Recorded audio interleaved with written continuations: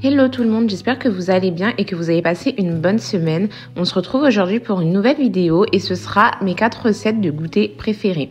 On va commencer par la recette des muffins aux pépites de chocolat. C'est la recette préférée de muffins de mon fils, du coup je me suis dit que ce serait cool de vous la faire. Surtout qu'elle est simple et rapide, comme les 4 recettes que je vous fais aujourd'hui. C'est des petites recettes de goûter que je fais sans me prendre la tête et qui me prennent 15-20 minutes maximum. Du coup dans un premier temps, je vais mélanger la farine, la levure et une pincée de sel dans un saladier. Ensuite, dans un autre saladier, je vais venir mélanger les œufs avec le sucre. Ensuite, je vais venir rajouter le lait et le beurre fondu.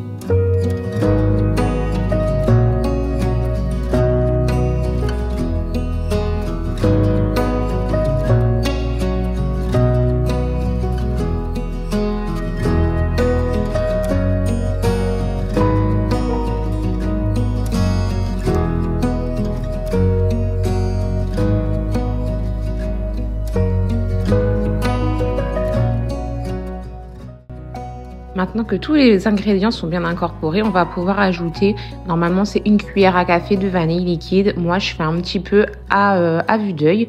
On mélange et on va pouvoir venir incorporer la farine à tout ça. Normalement il faut le faire petit par petit. Je vous avoue que moi comme d'habitude j'ai pas la patience. Je mets toujours tout d'un coup.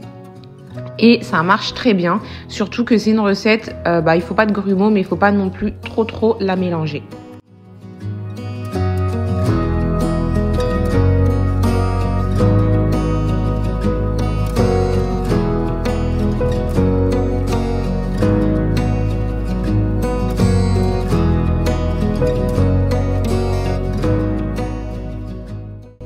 Et la dernière étape, du coup, ce sera les pépites de chocolat. Comme d'habitude, moi, ce genre de choses, je le fais à l'œil nu, mais toutes les doses et les ingrédients seront en barre d'infos.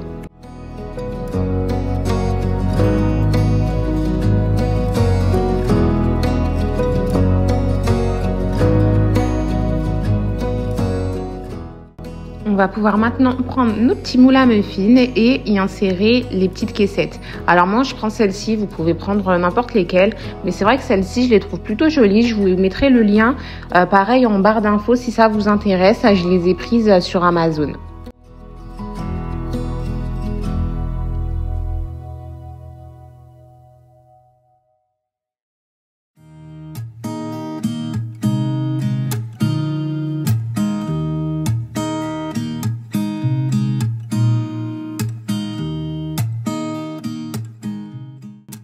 Alors si vous utilisez comme moi des caissettes à muffins assez hautes, n'hésitez pas à bien remplir les caissettes puisque vu qu'elles sont grosses, sinon vous allez avoir des petits muffins dans des grosses caissettes et c'est pas très joli.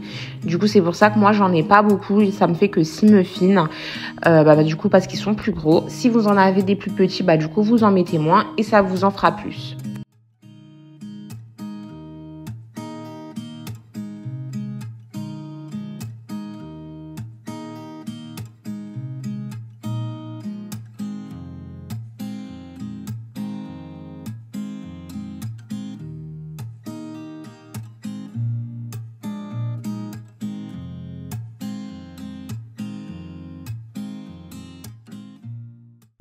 Et du coup, juste pour le plaisir et parce qu'on est gourmand, je rajoute au-dessus des petites pépites de chocolat.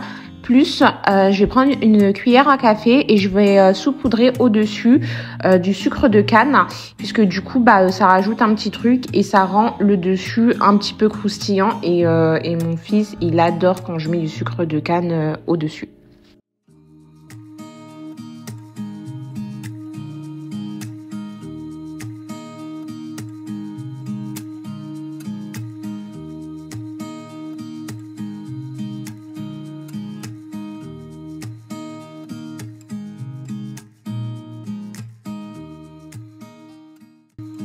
Maintenant, on peut mettre toutes ces bonnes choses au four et passer à la seconde recette.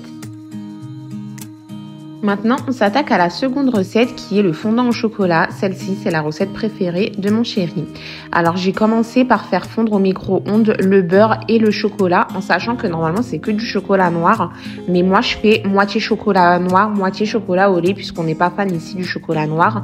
Et je trouve que c'est un bon compromis. Comme ça, c'est pas trop sucré puisqu'on met du noir. Mais en même temps, on sent pas trop l'amertume puisqu'il y a aussi du chocolat au lait. Du coup, vous, si vous préférez mettre que du chocolat noir, mettez que du chocolat noir, mais je vous déconseille quand même de mettre que du chocolat au lait puisque sinon ce sera vraiment trop sucré. Du coup, une fois qu'on a fait fondre le chocolat et le beurre ensemble, on mélange pour obtenir un chocolat assez lisse. Ensuite, on va prendre un autre saladier, on mélange ensemble le beurre, excusez-moi, pas du tout, le sucre et les œufs.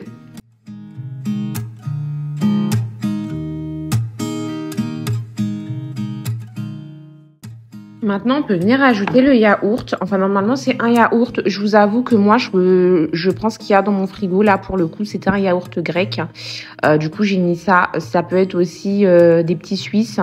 Je crois que normalement, même, c'est des petits Suisses. Mais moi, je mets toujours ce que j'ai dans mon frigo. Du coup, soit un yaourt nature, soit des petits Suisses, soit du fromage blanc. Enfin, ce que j'ai, puisque au final, c'est le même résultat. Et ensuite, on mélange tout.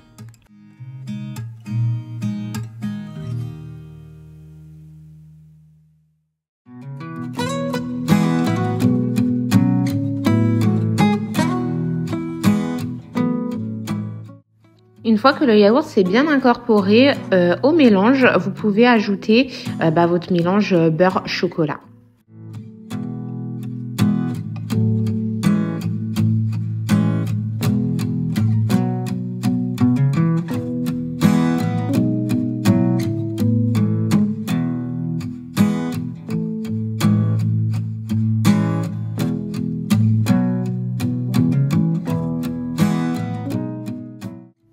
Maintenant, dernière étape, on va pouvoir venir ajouter la farine. Comme vous voyez, c'est un gâteau sans levure. Du coup, si vous voulez qu'il soit un peu plus haut et moins plat, prenez un moule quand même assez petit puisque du coup, il ne gonfle pas.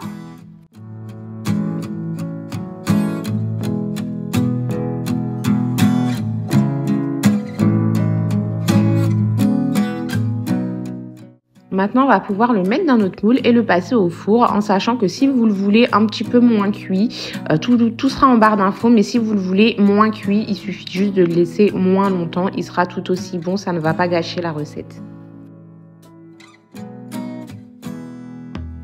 Et voilà ce que ça donne. Comme je vous ai dit, il est plat puisqu'il n'y a pas de levure. Si vous le voulez plus haut, n'hésitez pas à prendre un moule plus petit. Et n'hésitez pas à le mettre au four moins longtemps si vous le voulez plus fondant. Moi, je le préfère comme ça. Maintenant, troisième recette, on va s'attaquer aux chouquettes. Et pour ça, je vais faire chauffer dans une casserole de l'eau, du beurre, du sucre et une pincée de sel que je vais laisser fondre. Alors bien sûr à feu doux, et une fois que le beurre a bien fondu, je vais venir rajouter hors du feu la farine, bien mélanger jusqu'à obtenir une pâte. Une fois que c'est mélangé, vous remettez sur le feu et vous remélangez encore jusqu'à ce que la pâte se décolle des parois de la casserole.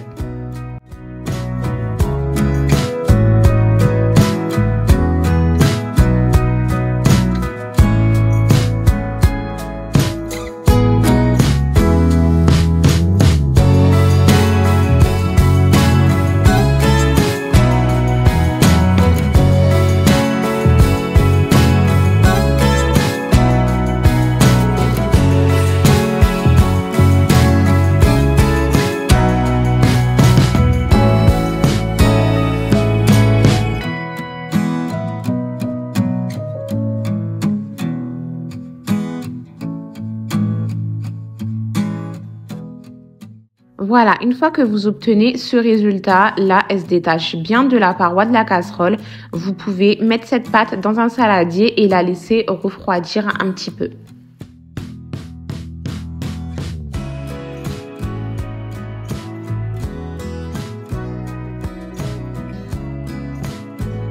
Une fois que votre pâte a bien refroidi, je vous avoue, même moi, des fois, je le fais le matin, cette pâte, et puis ensuite, je fais mes chouquettes le soir, ou alors je le fais la veille, je laisse au frigo. Mais attention, si vous faites ça, n'hésitez pas à la sortir du frigo bien avant d'incorporer les œufs pour qu'elle ait le temps de ramollir, sinon vous n'allez pas y arriver, vous allez devoir tout recommencer. Du coup, une fois que la pâte a refroidi, vous venez incorporer les œufs un à un. Vous allez voir que c'est un petit peu chiant de faire ça. Si vous souhaitez le faire, faites-le au robot. Moi, je le fais à la main parce que je l'ai déjà fait au mixeur. Enfin au robot pâtissier, et j'ai remarqué que la pâte était beaucoup plus liquide quand je la faisais au robot pâtissier. Du coup, bon, même si c'est chiant, je préfère le faire à la spatule. Au moins, je sais que ma pâte reste plus épaisse et j'ai pas besoin de recommencer. Du coup, vraiment un à un parce que les œufs s'incorporent pas très bien à la pâte.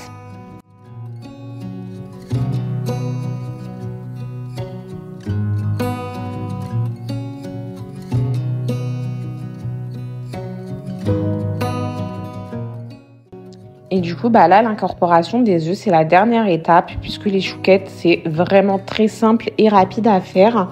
Et vraiment, c'est vraiment meilleur qu'en boulangerie, mis à part, bien sûr, si vous avez une boulangerie extraordinaire juste à côté de chez vous.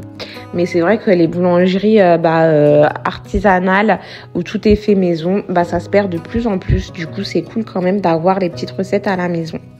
Une fois que du coup les œufs sont incorporés, on va pouvoir prendre une plaque au haut du four et venir former des petites boules avec 2 cuillères. Vous pouvez aussi prendre une poche à douille. Je vous avoue que moi j'ai toujours la flemme d'utiliser la poche à douille. Je déteste utiliser cet engin. Du coup, je prends 2 cuillères et ça fait totalement l'affaire.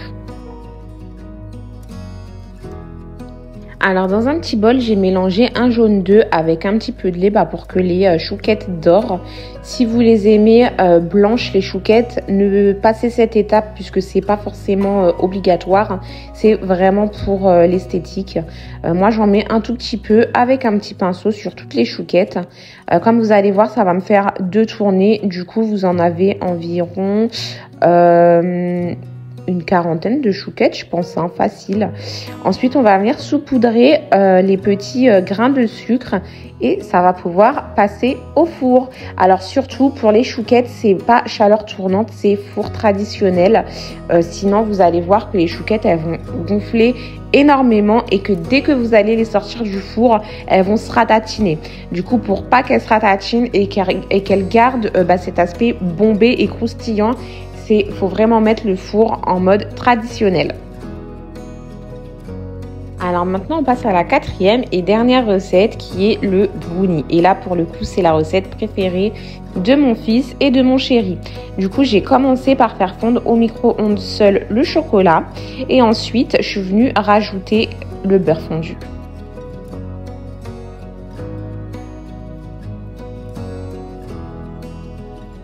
Vous pouvez ensuite ajouter le sucre en poudre et le sucre vanillé.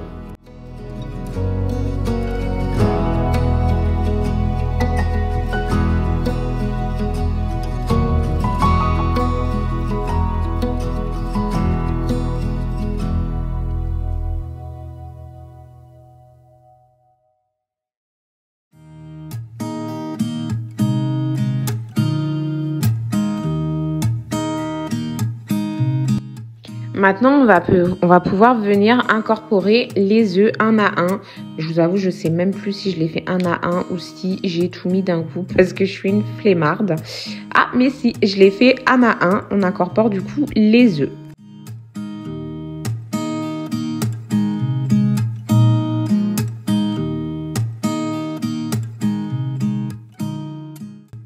Et pareil, recette ultra simple et rapide, pour ceux qui n'ont pas le temps et qui souhaitent pas rester une plombe dans la cuisine. Surtout que vous allez voir, si vous les refaites, elles sont vraiment délicieuses. On incorpore la farine, comme le fondant au chocolat, enfin le moelleux plutôt au chocolat, il n'y a pas de levure. Du coup, pareil, si vous souhaitez un gâteau plutôt haut et pas tout plat, prenez un petit moule. On ajoute ensuite les noix et on va pouvoir tout mettre dans notre moule et passer ça au four une trentaine de minutes. À la fin des 30 minutes, vous éteignez le four et vous laissez encore 30 minutes le gâteau dans le four. Une fois que vous sortez le gâteau du four, vous le mettez au moins 2 heures au frigo pour figer le gâteau. Et si vous souhaitez qu'il soit quand même un petit peu plus cuit, je vous conseille de laisser 10 minutes de plus de cuisson. Mais moi, je vous avoue, j'aime bien le brownie quand il est un petit peu fondant. Et juste pour la déco, je rajoute des cerneaux de noix au-dessus. Alors voilà, cette vidéo est terminée pour aujourd'hui. J'espère qu'elle vous aura plu. N'hésitez pas à me dire en commentaire si vous avez reproduit les recettes et si elles vous ont plu. Comme d'habitude, n'hésitez pas, si vous avez aimé, à liker, vous abonner et commenter. Alors je vous dis au week-end prochain, à plus tard.